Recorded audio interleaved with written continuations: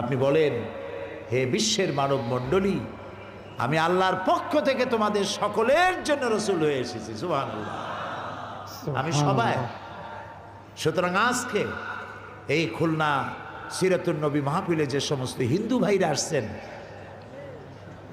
রাসূলুল্লাহ আপনাদেরও হিন্দু, খ্রিস্টান, বৌদ্ধ, ইহুদি, নাসারা, যার নাম মানুষ, মুহাম্মদ সাল্লাল্লাহু আলাইহি ওয়াসাল্লাম তার নেতা। সুবহানাল্লাহ, হোল ম্যানকাইন্ডের জন্য, বিশ্ব মানবতার জন্য আল্লাহ তাআলা তাকে পাঠিয়েছেন রহমত করে।